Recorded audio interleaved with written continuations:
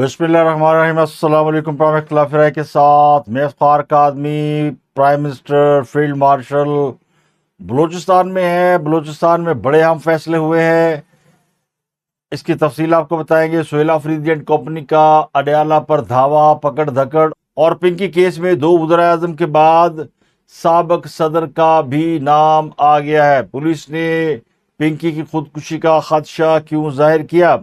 Trump ने Iran पर हमला मुलतवी कर दिया, तो इसकी वजह क्या है? प्यूटन चीन के दौरे पर है। अमेरिका और रूस के बाद अगला दौरा पाकिस्तान का है। पालतू जानवरों की देखभाल के लिए नया कानून सामने आ गया। लापरवाही पर 2 साल कैद और 2 लाख रुपए जुर्माना हो सकता है। पंजाबी गुलकारा को शादी से इनकार पर मार दिया गया। टिकटॉकर सना यूसुफ के कातिल को सजाए मौत और सियालकोट की एक शेखनी ख्वाजा साद रफीक के हत्थे चढ़ गई। तो सबसे पहले बात करते हैं तहरीक इंतशार की, जिसने इमरान खान से मुलाकात ना होने पर रावलपिंडी के अवाम का जीना दोबर कर दिया। इमरान खान से मुलाकात के लिए उनकी बहनें मंगल के रोज अडयाला पहुंची थी और वज़ीर आला KPK ने भी मंगल को अडयाला पहुंचकर नई हिकमत अमली का ऐलान करना था। तहरीक इंसाफ ने अपने MPs को 100 कारकुन फीकस लाने का टारगेट दे रखा था, तो इस बात का इम्कान था कि PTI के कारकुनों की बड़ी तादाद अडयाला पहुंचेगी। तो पुलिस ने इस इलाके को चूंकि रेड जोन करार दिया है, 144 लगाई हुई है, तो सुहेल अफरीदी को 26 नंबर चौरंगी पर रोक लिया गया। गाड़ियां 4-5 होंगी और उसमें इतने ही लोग थे। सुहेल अफरीदी जो सरकारी लाओ लश्कर के साथ और रियासती मशीनरी का इस्तेमाल करते हुए रावलपिंडी पहुंचे थे और अडयाला पर किसी मुमकिन हमले के पेश नज़र अडयाला से दूर ही इस काफिले को रोक लिया गया। 26 नंबर चुरंगी को पुलिस ने ट्रैफिक के लिए बंद कर दिया और पुलिस और वज़ीर आला KPK में तलब कलामी हुई। MNA मलक अनवर ताज को अडयाला जेल के सामने से गिरफ्तार कर लिया गया और शफकत अब्बास अवान को 26 नंबर चुरंगी से गिरफ्तार किए जाने की इतलात है। तहरीक इंसाफ का मौक़िफ़ ये कि दोनों रहनुमा पकड़े जा चुके हैं, जबकि बाद रहे कहते हैं कि दोनों खुद पुलिस की गाड़ी में जाकर बैठ गए कि इनकी इस एहतजाज से जान छूट जाए। तो वज़ीर आला ने पुलिस अफसर को धमकियां दी। अब कहाँ वज़ीर आला और कहाँ एक इंतजामी अफसर जिसको ये हुक्म था कि कोई यहाँ से आगे नहीं जा सकता। कंटेनर लगे हुए हैं और इंतजामिया ने फैसला किया है कि इस इलाके में कोई एहतजाज नहीं हो सकता, लेकिन वज़ीर आला ने इस बात को तस्लीम नहीं किया और उनके साथ अच्छी खासी तलब कलामी की और 26 नंबर चौरंगी पर जो कंटेनर लगा हुआ है उसके ऊपर चढ़ गए। तो रावलपिंडी और इस्लामाबाद की तरफ आने जाने वाले ट्रैफिक को खासी दिक्कत का सामना करना पड़ा। मोटरवे पर गाड़ियों की अच्छी खासी कतारें लगना शुरू हो गई। तो इमरान खान और मुशर्रफ से मुलाकात का वक्त ख़त्म होने के बावजूद तहरीक इंसाफ के कारकुनों ने अडयाला जेल की तरफ जाने पर इसरार किया। अब तहरीक इंसाफ ने PTI के MPs, MNAs और बड़े बड़े रहनुमाओं को अडयाला आने की दावत दी थी। 6 लोगों के नाम भी दिए गए, लेकिन इमरान खान से मुलाकात के लिए कोई भी अडयाला जेल तक नहीं पहुंच सका। फहरिस्त के मुताबिक बैरिस्टर गौहर, सुलेमान अकरम राजा, चंगेज़ खान काकड़, इंतजार पंजोथा, अली रहमान, अली इजाज बुटर, ये 6 नाम शामिल थे, लेकिन 6 नाम उस काफिले में भी नहीं थे, उस हजूम में भी नहीं थे जिसको 26 नंबर चौरंगी पे रोका गया। अब सुहेल अफरीदी खैबर पख्तूनख्वा के चीफ मिनिस्टर हैं। अगर वो अपने सूबे में किसी जगह पर दफ़ा 144 लगाते हैं और वहाँ कोई उसकी वायलेशन करता है, तो क्या उनके सूबे की पुलिस हरकत में नहीं आएगी और क्या उनके सूबे की इंतजामिया दफ़ा 144 की खिलाफ वर्जी करेगी? ये सब जानते हुए भी एक सूबे का चीफ मिनिस्टर अडयाला जाने की जिद करता है और दफ़ा 144 तोड़ने की कोशिश करता है। तो PTI का पावर शो करना एक अच्छी बात है, कोई भी सियासी जमात पावर शो कर सकती है, लेकिन अगर 10,000 अफराद का काफिला एक कंटेनर भी क्रॉस नहीं कर सकता तो फिर इन सब को शर्म से डूब मरना चाहिए। और तकरीबन 1000 पुलिस एहलकार तैनात किए गए थे। जेल के बाहर वाटर कैनन गाड़ियां खड़ी हैं। इसके अलावा भी इंतजामिया ने अडयाला जेल के अतराफ जो दुकानें, होटल, पेट्रोल पंप सब बंद करा दिए थे, क्योंकि जब एक सूबे का चीफ एग्जेक्टिव یہ دھمکی دیتا ہے کہ وہ لاؤ لشکر کے ساتھ اڈیالہ پر دھاوا بولے گا تو پھر پولیس کو حفاظتی انتظام کرنا بنتا ہے۔ کون سی ایسی پولیس ہوگی، کون سی ایسی انتظامیہ ہوگی کہ جس کو دھمکی دی جائے کہ اس کی حراست سے ایک قیدی کو چھڑا لیا جائے اور وہ ہاتھ پہ ہاتھ دھرے بیٹھی رہے؟ تو ایسا ہو نہیں سکتا تھا۔ تو یہ تیاریاں اسی والے سے تھی۔ تو تحریک انصاف سر توڑ کوشش کے باوجود بھی ان 1000 پولیس اہلکاروں کا حصار نہیں توڑ سکی۔ پولیس سے مٹبھیڑ ہوئی، ہاتھا پائی ہوئی، جس کے نتیجے میں چند افراد کو گرفتار بھی کیا گیا۔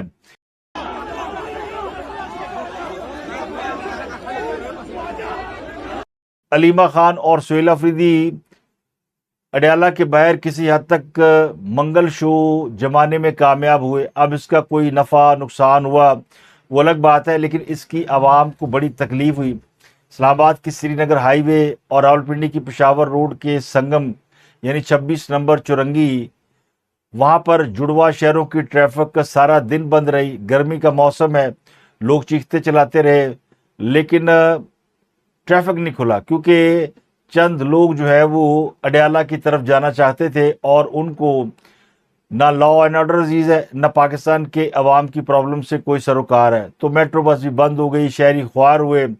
اس سارے ڈرامے کا مقصد کیا ہے؟ عمران خان صاحب کو کیا تحریک انصاف جیل سے رہا کرا سکتی ہے اور کیا اس طرح کا دباؤ ڈال کر وہ ان سے ملاقات کر سکتے ہیں؟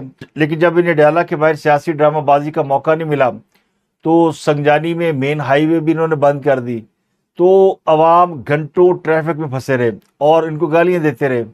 تو تحریک انصاف کو کتنے نفلوں کا ثواب ہوا؟ سہیل افریدی کی مجبوری بھی ہے کہ اس کی گورننس ہے نہیں اور پارٹی کے اندر بھی اس کی پاپولرٹی نہیں ہے۔ تو اس سارے ڈرامے کا مقصد کیا ہے؟ علیمہ خان کو خوش کرنا یا صرف ایک سیاسی شو کرنا؟ اب جو صوبے کے چیف ایگزیکٹو کا کرنے کا کام ہے وہ کسی اور کے ذمے ہے، یعنی چیف منسٹر اگر راولپنڈی میں یا اڈیالہ میں گھوم رہا ہے تو لا اینڈ آرڈر خراب نہیں ہوگا تو اور کیا ہوگا؟ اور پھر اہم بات یہ کہ عمران خان کا آج ہی اڈیالہ جیل میں طبی معائنہ ہوا ہے۔ ڈاکٹر میڈیکل ٹیم پہنچی ہوئی تھی جنہوں نے عمران خان کی آنکھوں کا معائنہ کیا۔ ڈاکٹر عارف خان، پروفیسر ندیم قریشی، یہ ماہرین امراض چشم ہیں، پمس کی میڈیکل ٹیم ان کے ہمراہ گئی تھی۔ تو یہ کیسے وہاں سے نکلے اور یہ اڈیالہ جیل پہنچ گئے، اندر بھی گئے، ملاقات بھی ہو گئی۔ ڈاکٹر نے عمران خان کی متاثرہ آنکھ کا فالو اپ معائنہ بھی کر لیا، مکمل طبی معائنہ کیا گیا۔ تقریباً 1.5 گھنٹے میڈیکل ٹیم اڈیالہ کے اندر رہی اور پھر وہاں سے واپس بھی چلی گئی۔ تو یہ ٹیم جو ہے وہ کیسے اڈیالہ پہنچی اور پی ٹی اے والے کیسے اڈیالہ نہیں پہنچے؟ تو حقیقت حال یہ ہے کہ یہ صرف ڈرامے بازیاں، ان کا ایکچولی جو سائفر والا ڈرامہ ہے وہ ناکام ہو گیا، چونکہ سائفر کی بھی بلی تھیلے سے باہر آ گئی ہے۔ بھارتی صحافی تلک دیواشیر نے جو سٹیٹمنٹ دیا ہے وہ بڑا اہم ہے۔ اس کا کہنا یہ ہے کہ پاکستان کی شاندار سفارتکاری کی وجہ سے اسرائیل شدید غصے میں ہے، اس لیے سائفر جو ہے وہ اب اسرائیلی ایما پر ریلیز کروایا گیا تاکہ پاکستان اور امریکہ کے تعلقات بگڑ جائیں اور اسرائیل کا ایران جنگ کا منصوبہ کامیاب ہو جائے۔ جس دن جج ابو الاسرار ذوالقرنین نے سائفر کیس کا فیصلہ سنایا تھا اور فیصلہ سنانے سے پہلے خان صاحب نے جج کو کہا کہ جج صاحب پہلے میری بات سنیں۔ روسٹرم پر جا کر انہوں نے مخاطب کیا۔ شاہ محمود قریشی اس وقت کمرہ عدالت میں 342 کے بیان میں کچھ ترمیم کروا رہے تھے۔ تو جج صاحب نے عمران خان کو کہا کہ خان صاحب آرگومنٹ کا وقت ختم ہو گیا، پھر بھی آپ بولنا ہی چاہتے ہیں تو میرے صرف ایک سوال کا جواب دے دیں کہ ویئر از سائفر؟ خان صاحب نے کہا مجھے کیا پتا سائفر کا، وہ تو گم ہو گیا اور میں یہ سٹیٹمنٹ دے چکا ہوں۔ تو پھر جج نے کہا میرا فیصلہ سنیں، اور جج صاحب نے وہ فیصلہ سنا دیا، تاریخی فیصلہ۔ تو اب تحریک انصاف کے پاس بیانیہ ہے نہیں، تو یہ گدے کے اوپر لکیریں ڈال کر اسے زیورہ بنا کر پیش کرنے کی کوشش کر رہے ہیں۔ بڑا شور مچایا گا جی سائفر نے تو حقیقت کھول دی ہے، اور سائفر کی ٹائمنگ جس کے اوپر سوال تھا کہ وہ اب کیوں سامنے ہے، وہ وجہ بھی سامنے آ گئی، اور سائفر خود چیز شکر کہہ رہا ہے کہ میں صرف ایک انفارمیشن ہوں۔ اب چونکہ یہ انفارمیشن سرکاری ہے، لیگل ڈاکومنٹ ہے، جن جن لوگوں کے ڈاکومنٹ پہ نام تھے سب نے ڈاکومنٹ واپس کر دیے، لیکن خان صاحب نے یہ آن ریکارڈ سٹیٹمنٹ دیا کہ انہیں نہیں پتا وہ سائفر کا ہے، وہ کہیں گم ہو گیا۔ اب وہ سائفر کسی میگزین میں چھپا ہے اور اسرائیل کے کہنے پہ چھپا ہے، تو اب خان صاحب پر ایک اور مقدمہ بھی قائم ہو سکتا ہے۔ اور چونکہ اب سائفر منظر عام پر آ چکا ہے اور جو شواہد ہے وہ بتاتے ہیں کہ یہی ایکچوئل ڈاکومنٹ ہے جو خان صاحب کو گیا تھا اور یہ باہر نکلا ہے۔ پی ٹی آئی بار بار اس بات کو ثابت کرنے کی کوشش کر رہی ہے کہ ایکچولی یہ سائفر جو ہے یہ ملٹری ذرائع سے ان کو دیا گیا ہے، تو اسٹیبلشمنٹ کو اس سائفر کو لیک کرنے کا کوئی ایڈوانٹیج نہیں تھا۔ ایڈوانٹیج تو خان صاحب نے لیا، اور بعد میں خان صاحب اس سے بیک آؤٹ کر گئے۔ خان صاحب کے سارے سٹیٹمنٹ یہ ہے کہ ان کو غلط فہمی ہوئی تھی، سائفر میں کچھ نہیں تھا، جو کچھ کیا باجوہ نے کیا۔ تو اب تحریک انصاف کو سمجھ نہیں آ رہی کہ عمران خان کے پہلے والے بیان کے اوپر بیانیہ بنائے یا دوسرے والے بیان کے اوپر بیانیہ بنائے۔ تو پھر فیصلہ یہ ہوا کہ دونوں بیانیے کو کنویں میں ڈالیں اور ایک نیا بیانیہ بنائیں، اڈیالہ کے باہر جا کر تماشا لگاتے ہیں۔ تو یہ سارا تماشا جو لگانے کی کوشش کی گئی اور ابھی تک چل رہا ہے، تو میں نے اس لیے شروع میں یہ سٹوری آپ کے ساتھ شیئر کر لی ہے کہ ابھی اس میں مزید ڈیولپمنٹ ہو سکتی ہے، اور غالب امکان یہ کہ تھوڑی دیر بعد پرندے آہستہ آہستہ اپنے گھروں کو لوٹ جائیں گے۔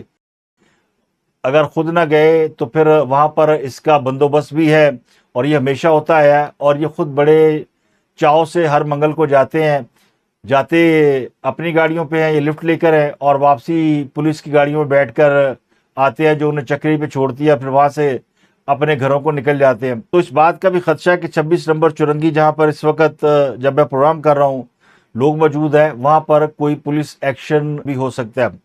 اب بات کرتے ہیں منشیات کیس میں گرفتار کوکین کوئین انمول اور پنکی کی 5-7 بڑی اہم خبریں ہیں۔ ایک تو اس کیس میں ایس ایس پی کو معطل کر دیا گیا، بڑے اعلیٰ افسر ہیں، انہیں کیوں معطل کیا گیا اس کی تفصیلات بھی آپ کو بتائیں گے۔ اور ایک معاملہ یہ کہ کیس سی سی ڈی تک پہنچ گیا، اور اہم خبر یہ ہے کہ ایک سابق صدر کا بیٹا اس کا سفارشی نکلا ہے، سابق صدر کا بھی نام اس کیس میں آ گیا ہے، اور پولیس نے پنکی کی خودکشی کا خدشہ بھی ظاہر کر دیا ہے۔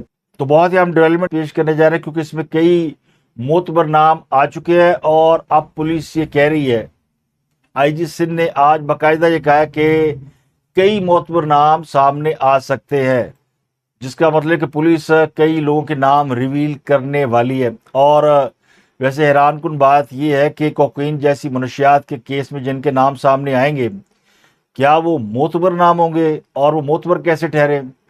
لیکن اب اس کیس کا دائرہ کار خود بخود وسیع ہوتا جا رہا ہے، اور قانون نافذ کرنے والے ادارے مختلف پہلوؤں سے کیس کا جائزہ لے رہے ہیں۔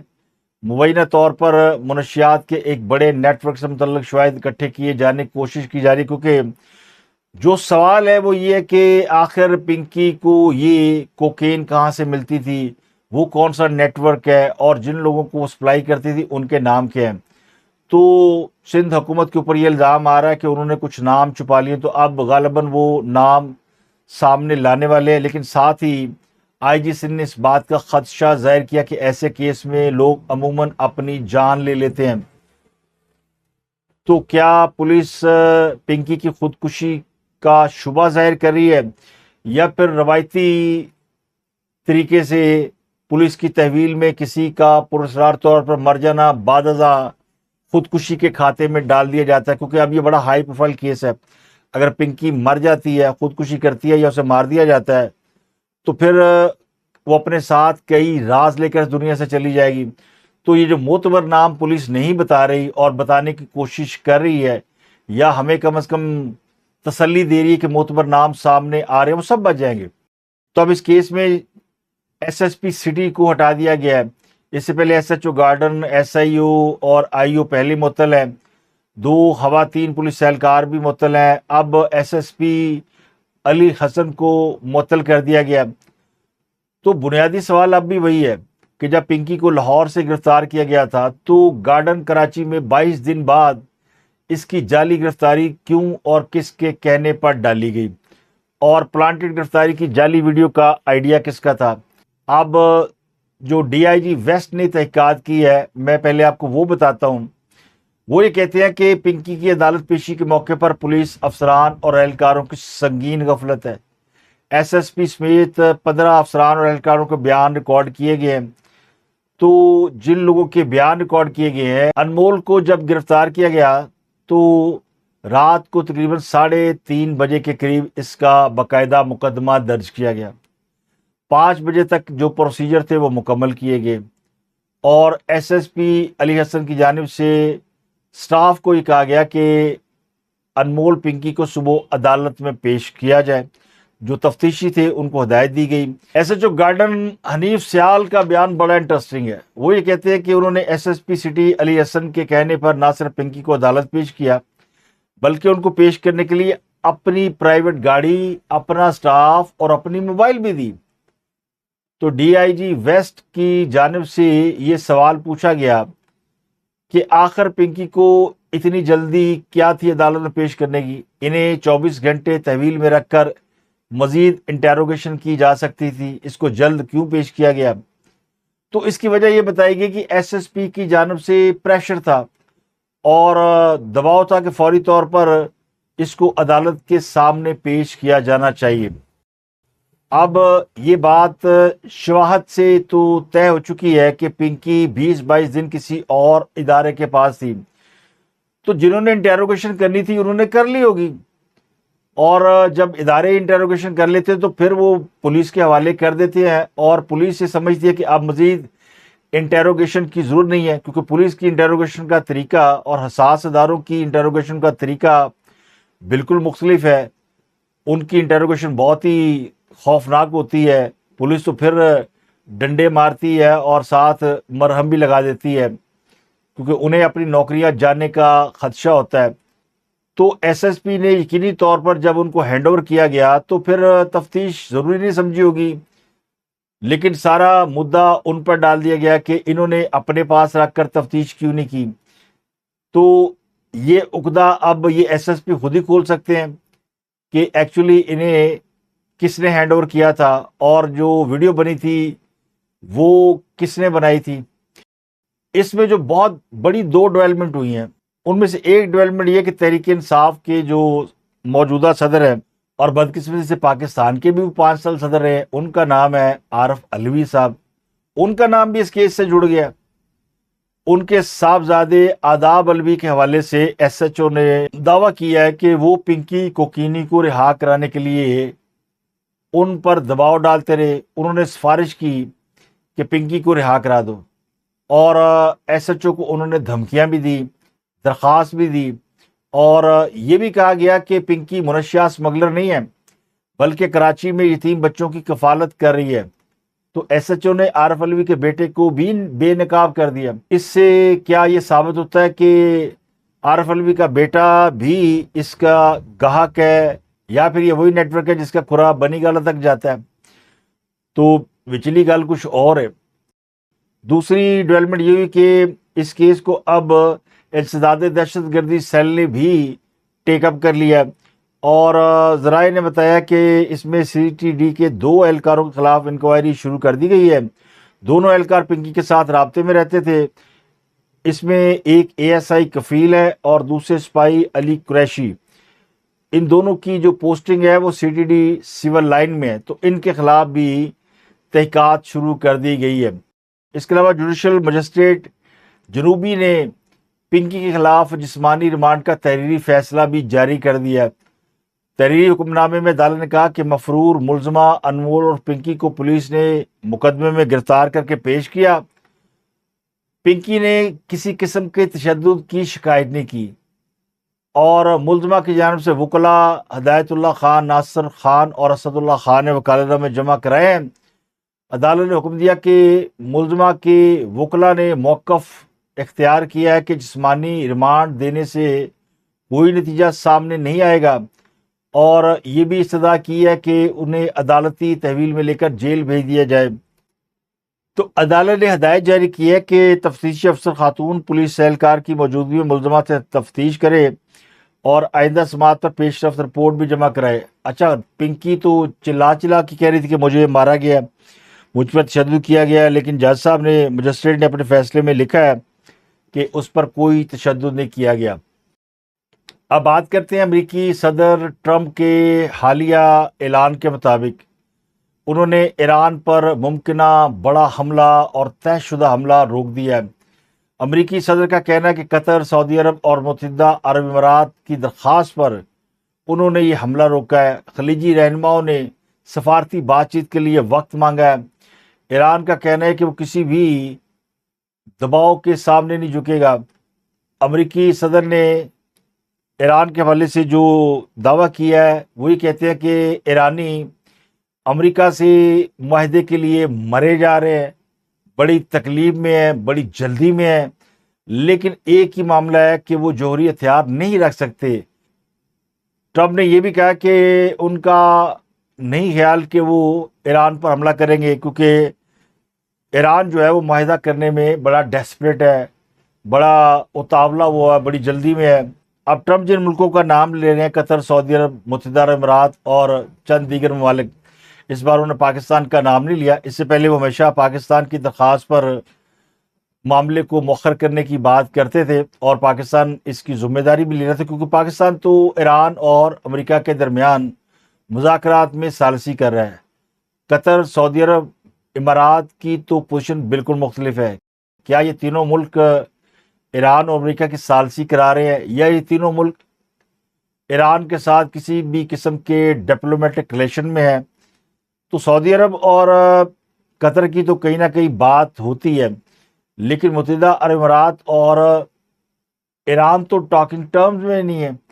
तो अब मुझे लगता है कि ट्रंप ने जो है वो ये बिल अब अरब मुल्कों के नाम पे फाड़ा कि आप संभालें, लेकिन मुत्तहिदा अरब अमीरात और ईरान तो टॉकिंग टर्म्स में नहीं है। तो अब मुझे लगता है कि ट्रंप ने जो है वो ये बिल अब अरब मुल्कों के नाम पे फाड़ा कि आप संभालें। तो अमेरिकी सदर बार बार कह रहा है कि मुमकिन मुआहदे की सूरत में ईरान के पास जौहरी हथियार नहीं होंगे। अब इसकी एक लंबी चौड़ी डिटेल है कि क्यों कतर, सऊदी अरब, मुत्तहिदा अरब अमीरात का नाम लिया जा रहा है, या वाकई इन लोगों ने ट्रंप से दरख्वास्त की है। तो एक तो वजह ये कि वो इस बात से खौफजदा है कि जब अमेरिका हमला करेगा तो कुट सानू पैनी है, और दूसरी एक और भी वजह है, लेकिन वो जो वजह है वो एक तवील वीलॉग की मुतकाजी है। तो मैंने आपसे वादा तो किया हुआ है कि मैं इस पर एक तफसीली वीलॉग करूंगा कि क्यों कतर, सऊदी अरब और इमारात के कहने पर यह हमला मुलतवी किया गया। लेकिन आम खबर यह कि ट्रंप के बाद रूसी सदर भी चीन के दौरे पर पहुंच गए हैं। अमेरिकी सदर के चीन के हालिया दौरे के सिर्फ चंद दिन बाद ये दौरा हो रहा है, तो इस हवाले से इसकी बड़ी अहमियत है। और दुनिया चीन को एक फातेह और एक ताकतवर मुल्क के रूप में देख रही है, जहां अमेरिका का सदर भी दौरे कर रहा है, रूस का सदर भी जा रहा है। पुतिन और Xi Jinping definitely Iran America की सूरत हाल को भी डिस्कस करेंगे, और रीजनल जो प्रॉब्लम है उनको भी उस पर भी गौर करेंगे। और सीधी सी बात है कि ट्रंप के दौरे के बाद फौरन पुतिन का चीन जाना, उससे लगता है कि चीन जो है वो बैलेंस रखना चाहता है। अगर अमेरिका से हमारी बातचीत बेहतर हो रही है तो रूस कम अज़ कम ये महसूस न करे कि चीन जो है वो रूस की जगह पे अमेरिका को आगे रखना चाहता है। अब इसमें जो तीसरा मुल्क जा रहा है रूस और अमेरिका के बाद, वो हमारे प्राइम मिनिस्टर जनाब शहबाज शरीफ जा रहे हैं। 25 मई को उनका दौरा है। तो ये तीन बड़े मुल्कों के तीन सरबराहान का चाइना का दौरा ये बताता है कि वी आर इन टॉप 4। यही इस वक्त दुनिया की निगाहों का मरकज़ है। तो रूस के दौरे के बाद शहबाज शरीफ का दौरा बड़ी अहमियत का हामिल है। और दौरे से याद आया कि मंगल के रोज़ फील्ड मार्शल आसिम मुनीर और वज़ीर आज़म शहबाज शरीफ कोयटा गए, और कोयटा में उन्होंने एपेक्स कमेटी के एक इजलास की सरबराही भी की। इस इजलास में फैसला किया गया कि मादनियात के शोबे को तरक्की दी जाए, और बलूचिस्तान में जो मादनियात का शोबा है उसमें सरमायाकारी करने वालों को खसूसी सिक्योरिटी फराहम की जाए, और सिक्योरिटी फोर्सेस के खसूसी विंग्स तैनात किए जाए। तो फैसला किया गया कि बलूचिस्तान की सिक्योरिटी है वो आइंदा से फ्रंटियर कोर यानी FC करेगी। इस इजलास में वज़ीर आज़म ने बलूचिस्तान के रख्शान डिवीज़न में फ्रंटियर कोर तैनात करने के अहकाम जारी कर दिए हैं। उनका कहना है कि बलूचिस्तान में मादनियात के तहफ़्फ़ुज़ के लिए एक पूरी राहदारी कायम की जाएगी, जिसमें फ्रंटियर कोर के इजाफी विंग, शाहराहों पर security check post, surveillance grid, सरहदों पर पोस्टें वगैरह शामिल होंगी। तो जहाँ से मिनरल्स एक्सप्लोर होने हैं उस पूरे इलाके को सिक्योरिटी फराहम की जा रही है, और स्पेशल सिक्योरिटी। اور اس کے لیے سڑکیں بھی اسپیشل، اور غالباً وہاں پہ عام افراد کا شاید داخلہ بھی نہ ہو۔ اس کے علاوہ فیلڈ مارشل عاصم منیر جو کہ اس دورے پر موجود ہیں، اور انہوں نے کور کمانڈر سے ملاقات کی اور کوئٹہ گیریزن کا بھی دورہ کیا، انہوں نے خطاب بھی کیا۔ ان کا کہنا ہے کہ پروپیگنڈے، جعلی خبروں یا بیرونی سرپرستی میں ہونے والی دہشت گردی کے ذریعے پاکستان کی ترقی کا سفر نہیں روکا جا سکتا۔ تو اس بیان سے ہی مجھے لگتا ہے کہ پاکستان کا اگلا جو فوکس ہے وہ بلوچستان میں منرلز کی ایکسپلوریشن کے حوالے سے ہے۔ اس کے علاوہ پی ٹی اے نے غیر قانونی موبائل سمز کی فروخت کی روک تھام کے لیے ایک بڑا اہم فیصلہ کیا، اور رات 12 بجے سے صبح 6 بجے تک موبائل سمز کی فروخت پر پابندی عائد کر دی ہے۔ تو سوشل میڈیا بعض اوقات جان لیوا بھی ثابت ہوتا ہے جب آپ کے تعلقات ایسے لوگوں سے ہو جاتے ہیں، یا سلام دعا ایسے افراد سے ہو جاتی ہے جو بظاہر آپ کے فین ہوتے ہیں، بعد میں وہ بات جو ہے وہ بڑھ جاتی ہے، شادی کی خواہش تک پہنچ جاتی ہے، انکار پر پھر اس قسم کے واقعات ہوتے ہیں۔ ایسا ہی واقعہ جو ہے وہ پنجابی کی ایک گلوکارہ کے قتل کی صورت میں سامنے آیا، اور اس واقعے میں ملزم کینیڈا سے آیا، اور اس نے اس پنجابی گلوکارہ سے شادی کی خواہش ظاہر کی، انکار پر اسے مارا اور واپس کینیڈا لوٹ گیا۔ یہ واقعہ بھارت کے شہر پنجاب میں پیش آیا ہے۔ اگلی خبر بھی سوشل میڈیا کے حوالے سے ہے۔ سوشل میڈیا پر ایک ویڈیو وائرل ہے، ایک خاتون رو رہی ہے اور روتے روتے کہہ رہی ہے کہ مجھے سائبر کرائم والوں نے طلب کر لیا ہے، نوٹس جاری کر دیا ہے، کیونکہ انہوں نے خواجہ سعد رفیق کے خلاف کوئی ٹویٹ جو ہے وہ ری ٹویٹ کیا۔ میری ادھر نے 5C بلڈنگ میں اسلام آباد میں مجھے بلایا، میں کس کے ساتھ آؤں اور مجھے کیوں انہوں نے اتنی اذیت دی ہے؟ میں نے ان کو کیا کہا؟ میری باتوں کی اتنی اہمیت ہے؟ میں نے تو کیا ہی کچھ ہے، مجھے تو میں نے ہمیشہ سعد رفیق کی تعریف کی ہے کہ یہ نون لیگ میں ہمبل اور عاجز انسان ہے۔ مجھے مطلب میں اپنی طرف سے سیالکوٹ سے اسلام آباد جاؤں، کس کو لے کے جاؤں ساتھ؟ ابھی کوئی سیالکوٹ کی خاتون ہے، شیخ فیملی سے ہے، شیخ سائرہ، ایم اے اردو ہے، LLB ہے، موٹیویشن اسپیکر ہے، انفلوئنسر ہے، اور اس کو لوگ چھوٹی شیخنی کے نام سے جانتے ہیں۔ ان کا نام بھی، یوزر نیم بھی یہی ہے۔ ایکچولی اس خاتون نے ایک صحافی مطیع اللہ جان کی ٹویٹ کو ری ٹویٹ کر دیا۔ مطیع اللہ جان نے کانسٹیٹیوشن 1 ایونیو کے حوالے سے ایک ٹویٹ کی، اور اس میں خواجہ سعد رفیق کا نام لے لیا کہ وہ بھی فلیٹ کے مالک ہیں، اور ان کے 8 ارب مالیت کا فلیٹ ہے۔ تو خواجہ صاحب نے اس پہ بڑے دکھ کا اظہار کیا، اور انہوں نے ٹویٹ کیا، اور ان لوگوں کے خلاف جنہوں نے ان کا نام کانسٹیٹیوشن 1 ایونیو میں استعمال کیا، ان کے خلاف کارروائی کا اعلان کیا۔ تو مطیع اللہ جان صاحب تو صحافی ہیں، بھاگ گئے، معافی مانگ لی فوری طور پر، لیکن اس خاتون کو جو کہ بہت بڑی ناقد ہے PMLN کی، اور اس کا رجحان PTI کی طرف واضح طور پر نظر آتا ہے، اور اس نے ایسے ایسے بھیانک ٹویٹ کیے ہوئے ہیں جس کا اس کو خود بھی احساس نہیں ہے۔ بعض ٹویٹ تو ایسے ہیں جن کے اوپر 18+ لکھنا پڑتا ہے۔ خواجہ سعد رفیق سیدھے اسلام آباد پہنچے، اور انہوں نے وہاں پہ سائبر کرائم والوں کو شکایت کی اور کہا کہ پکڑو بھائی، میرے خلاف کمپین کون چلا رہا ہے، میرا تو کوئی فلیٹ وہاں پہ نہیں ہے۔